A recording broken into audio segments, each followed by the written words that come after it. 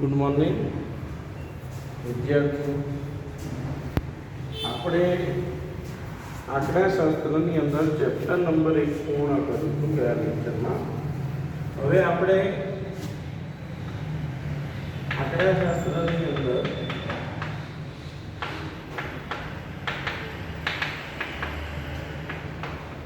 બીજું ચેપ્ટર છે એ શરૂ કરીશું. તો બીજા ચેપ્ટરનું નામ છે સુરેખ સહસંબંધ.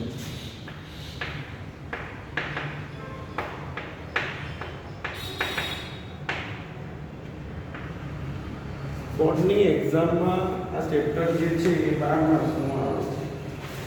બરાબર, 12 માર્ક્સનું આ ચેપ્ટર આવે છે. તો સૌ પ્રથમ સહસંબંધની વાત કરીએ તો વ્યવહારમાં આપણને એવા ઘણા ઉદાહરણો જોવા મળશે કે જ્યાં બે ચલ એકબીજા સાથે કોઈને કોઈ રીતે જોડાયેલા હશે. બરાબર છે. જેમ કે કોઈ પણ કંપની છે એ જાહેરાત વધારશે તો એના વેચાણમાં પણ વધારો થશે. તો જાહેરાત અને વેચાણ બંને એકબીજા સાથે જોડાયેલા છે.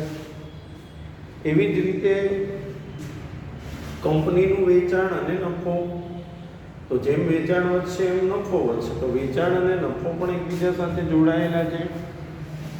એવી રીતે વ્યક્તિની આવક અને ખર્ચ, તો જેમ વ્યક્તિની આવક વધશે તેમ તેના ખર્ચમાં પણ વધારો થશે. તો આવક અને ખર્ચ પણ એકબીજા સાથે જોડાયેલા છે. તો આ બધા એવા ઉદાહરણો છે કે જેમાં બે ચલ પરસ્પર એકબીજા સાથે જોડાયેલા છે. તો આવા જે ચલો છે એના માટે સહસંબંધનો ઉપયોગ કરવામાં આવે છે. બરાબર છે. તો હવે સુરેખ સહસંબંધ છે એનો અર્થ સમજવા માટે પહેલા તો બે ચલની કિંમતમાં થતો ફેરફાર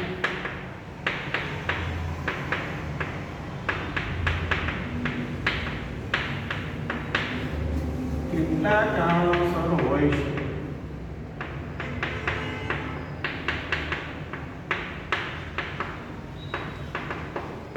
તો બે ચલની કિંમતમાં થતો ફેરફાર બે કારણોસર હોય છે. એક, બે ચલ વચ્ચે કાર્યકારણનો સંબંધ હોય.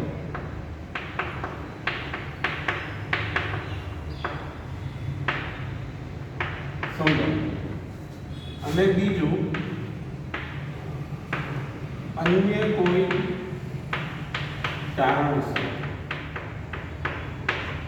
એટલે બે ચલમાં થતો જે ફેરફાર છે બે કારણોસર થઈ શકે. એક, બે ચલ વચ્ચે કાર્યકારણનો સંબંધ હોય અને બીજું અન્ય કોઈ કારણસર. તો હવે આપણે સમજવાનું છે કે આ કાર્યકારણનો સંબંધ શું છે.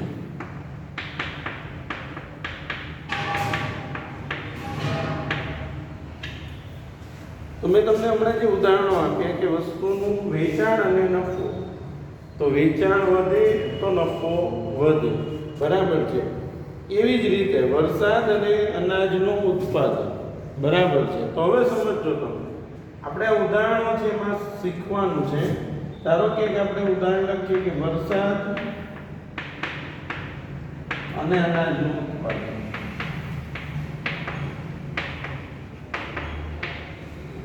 તો વરસાદનું પડવું એ કારણ છે,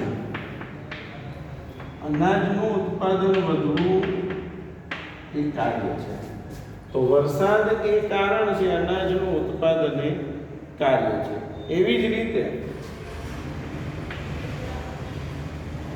કોઈ પણ કંપનીનું વેચાણ અને નફો, તો વેચાણ વધવું એ કારણ છે અને નફો વધવો એ કાર્ય છે. એટલે અહીં આપણે સમજવાનું છે કે જે મુખ્ય ચલ હોય એને કારણરૂપ ચલ કહેવાય અને જે આધારિત ચલ હોય એને કાર્યરૂપ ચલ કહેવાય. મુખ્ય ચલને કારણરૂપ ચલ કહેવાય અને આધારિત ચલને કાર્યરૂપ ચલ કહેવાય. બરાબર છે. બીજું મુખ્ય ચલ જે છે એને નિરપેક્ષ ચલ કહેવાય અને આધારિત ચલને સાપેક્ષ ચલ કહેવાય. આને x કહેવાય અને આને y કહેવાય. આ યાદ રાખીશું આપણે કે જે મુખ્ય ચલ હોય એને કારણરૂપ અથવા x કહીશું ને જે આધારિત છે ને y કહીશું. બરાબર છે. હવે સુરેખ સહસંબંધનો અર્થ બરાબર છે. તો હવે આપણે સુરેખ સહસંબંધનો અર્થ સમજવાનો છે. તો કે આપણે આજે ઉદાહરણો જોયા એમાં એક કારણરૂપ ચલ છે અને એક કાર્યરૂપ ચલ છે. બરાબર. તો તમારી ચોપડીમાં તમે જુઓ 60માં પેજ ઉપર સુરેખ સહસંબંધની વ્યાખ્યા આપેલી છે. જો બે ચલની કિંમતમાં પ્રત્યક્ષ કે પરોક્ષ કારણોસર એક સાથે વધઘટ થતી હોય. બરાબર. સહસંબંધ કોને કહેવાય?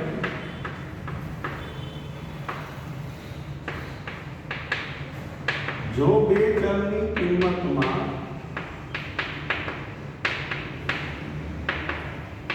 પ્રત્યક્ષ કે પરોક્ષ કારણોસર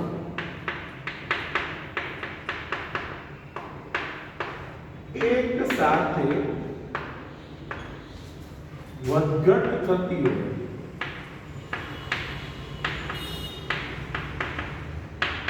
તો બે ચલ વચ્ચે સહસંબંધ છે એમ કહેવાય. જો બે ચલની કિંમતમાં પ્રત્યક્ષ કે પરોક્ષ કારણોસર એક સાથે વધઘટ થતી હોય તો બે ચલ વચ્ચે સહસંબંધ છે તેમ કહેવાય. બરાબર. અને આજે x અને y ની જોડને તમે આલેખ ઉપર દર્શાવો. x અને y ની કિંમતને શેના ઉપર દર્શાવીએ? આલેખ ઉપર. અને એ આલેખ ઉપરના બિંદુઓ પણ એક રેખામાં આવેલા હોય, લાઈનમાં એક રેખામાં આવેલા હોય તો તેને સુરેખ સહસંબંધ છે તેવું કહી શકાય. તો તેને શું કહેવાય? સુરેખ સહસંબંધ છે તેવું કહી શકાય. બરાબર છે. હવે સમજો આપણે એક અગત્યનો પ્રશ્ન અહીંયા અત્યારે શીખ્યા કે ભાઈ સહસંબંધની વ્યાખ્યા શું? તો જો બે ચલની કિંમતમાં પ્રત્યક્ષ કે પરોક્ષ કારણોસર એક સાથે વધઘટ થતી હોય તો બે ચલ વચ્ચે સહસંબંધ છે તેમ કહેવાય. અને તેને કોઈ સુરેખા દ્વારા દર્શાવવામાં આવે તો તેને સુરેખ સહસંબંધ છે તેમ કહેવાય. હવે સહસંબંધના મુખ્યત્વે પ્રકાર.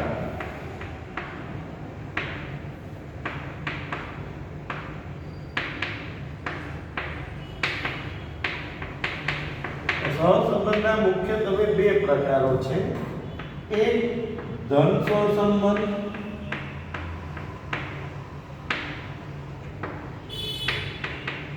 અને બીજું ઋણ સહસંબંધ.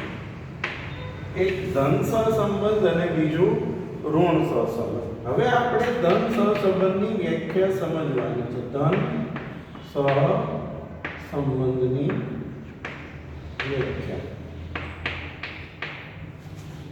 તો ધન સહસંબંધ કોને કહેવાય?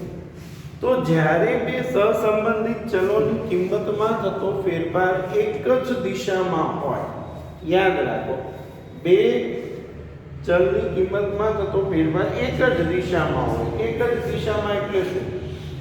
એક વધે તો બીજું વધે, એક ઘટે તો બીજું ઘટે. તો બે ચલમાં થતો ફેરફાર એક જ દિશામાં થાય. જો બે ચલની કિંમતમાં થતો ફેરફાર એક જ દિશામાં હોય તો તેને ધન સહસંબંધ છે તેવું કહી શકાય. એટલે આપણે વ્યાખ્યા ઠીક પણ કરીશું 60માં પેજ ઉપર જે બરાબર છે. જ્યારે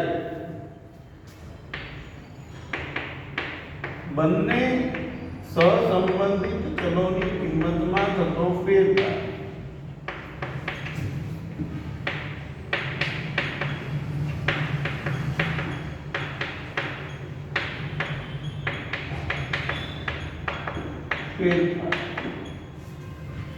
એક જ દિશામાં હોય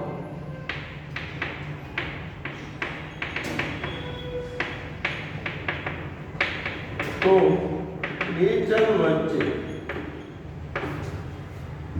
ધન સહસંબંધ છે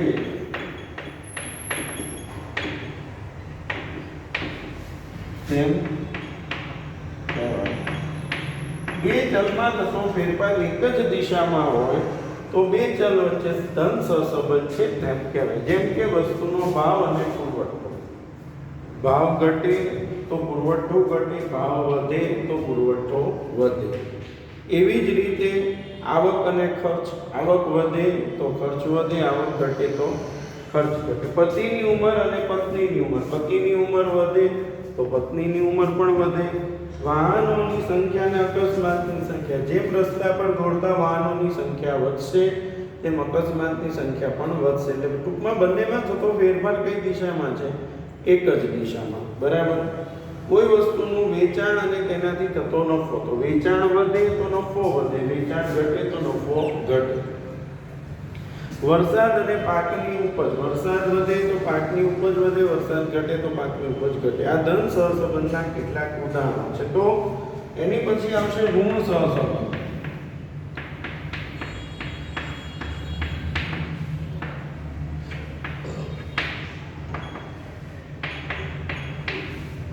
તો જ્યારે બંને સહસંબંધિત ચલોની કિંમતમાં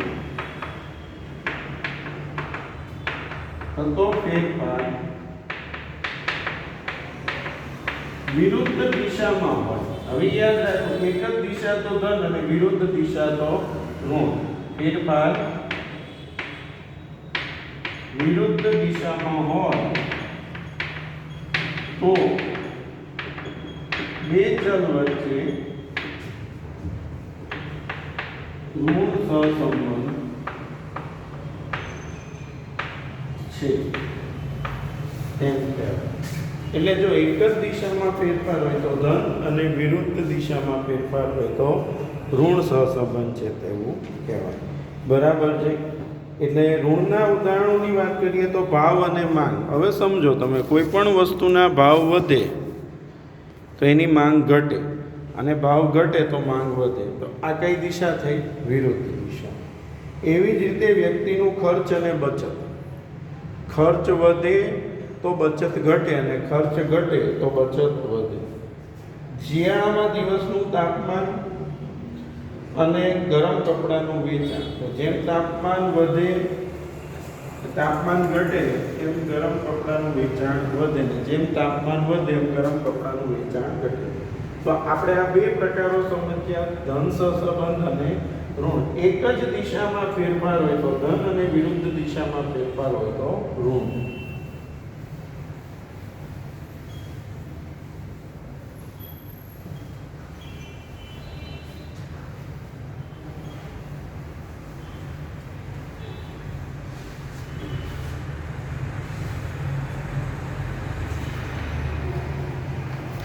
હવે સહસંબંધ અને સહસંબંધતા.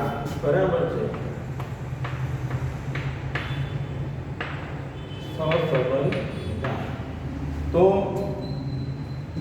બે ચલ વચ્ચેના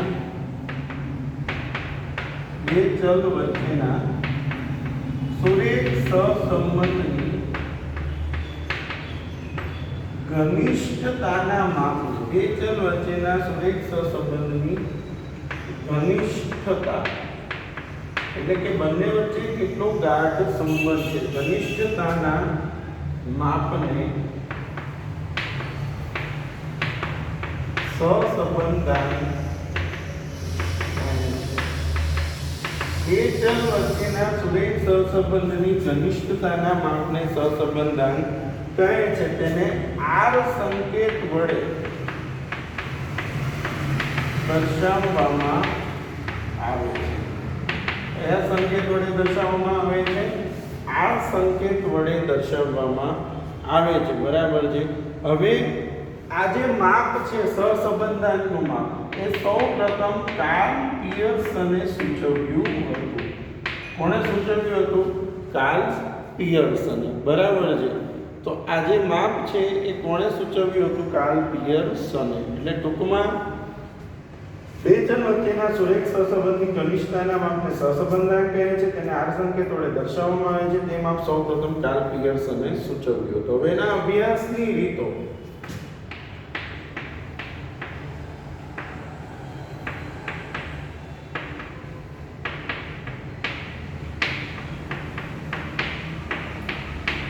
અભ્યાસની રીતો. તો સહસંબંધના અભ્યાસની મુખ્ય 3 રીતો છે.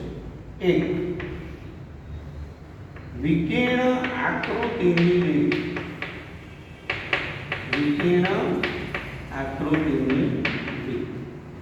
2, કેટલી રીતો છે અભ્યાસની રીતો? 3 છે. કેટલી છે? 3. એક વિકર્ણ આકૃતિની રીત, બીજું ગુણન પ્રઘાતની રીત, એટલે કે કાર્લ પિયર્સનની ગુણન પ્રઘાતની રીત.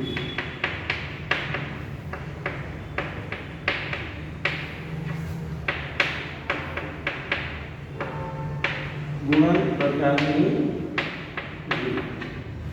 અને ત્રીજું સ્પીયરમેનની ક્રમાંક સહસંબંધાંકની રીત.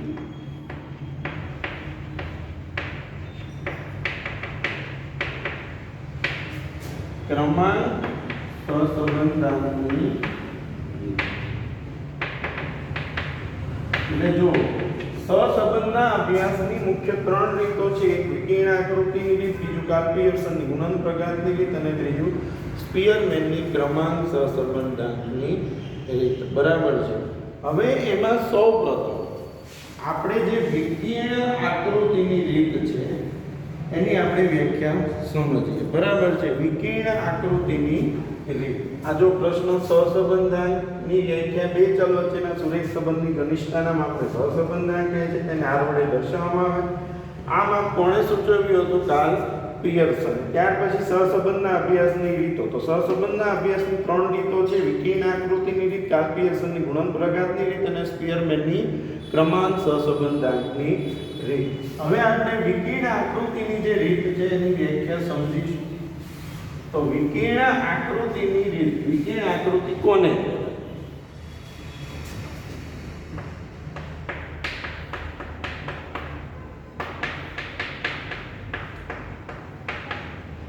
ચલ x ની કિંમતોને x અક્ષ પર અને ચલ y ની કિંમતોને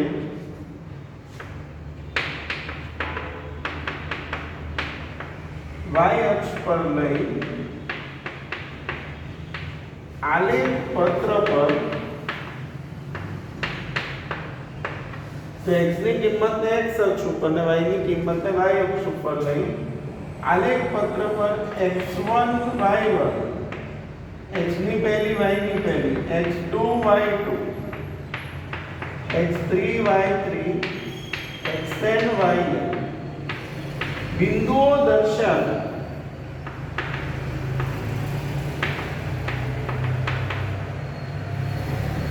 બરાબર છે.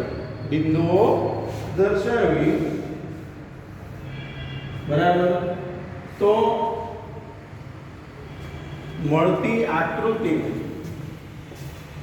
બિંદુઓ દર્શાવી તેમાંથી મળતી આકૃતિને, બરાબર છે, આલેખ પત્ર પર તમે આ બિંદુઓ દર્શાવી દો અને એના આધારે જે આકૃતિ બનશે, બરાબર છે, બિંદુઓ દર્શાવી જે આકૃતિ મળે છે તેને વિકર્ણ આકૃતિ કહે છે. x ની કિંમતોને x અક્ષ પર, y ની કિંમતોને y અક્ષ પર લઈ x1 y1, x2 y2, xn yn બિંદુઓ દર્શાવે. આકૃતિ એના દ્વારા જે મળે તેને વિકર્ણ આકૃતિ કહે છે. બરાબર છે. એટલે જો આ વિકર્ણ આકૃતિની વ્યાખ્યા. હવે અત્યારે આપણે જેટલા પ્રશ્નો સમજ્યા, બરાબર છે, આ બધા જ પ્રશ્નોના જવાબ તમારે તમારી નોટબુક્સમાં લખવાના છે. અને પછી હવે આપણે આવતા લેક્ચરની અંદર આની પછીના જે પ્રશ્નો છે એ થોડા સમજીશું અને પછી તમને બધી દાખલાની જે રીતો છે એના બધાના સૂત્રો હું તમને સમજાવીશ. બરાબર છે. પણ પહેલાં આપણે બધાએ આજે જે પ્રશ્નો લખાયા ચેપ્ટરનું વ્યવસ્થિત, ભાઈ ચેપ્ટર 12 માર્ક્સનું છે, એમસીક્યુ વીએસક્યુ 2 માર્ક્સ, 3 માર્ક્સ અને 5 માર્ક્સ, ટોટલ આ 12 માર્ક્સની પેટર્ન થઈ ગઈ. એ લખવાનું, પછી બધા જ પ્રશ્નોના જવાબ લાઈનમાં લખવાના છે અને પછી આપણે આવતા લેક્ચરની અંદર આગળ આની પછીના જે પ્રશ્નો છે વિકર્ણ આકૃતિના આધારે જે પ્રશ્નો આવશે અને પછી સૂત્રો આ ચેપ્ટરના આપણે બધા સમજીશું. બરાબર છે. Thank you.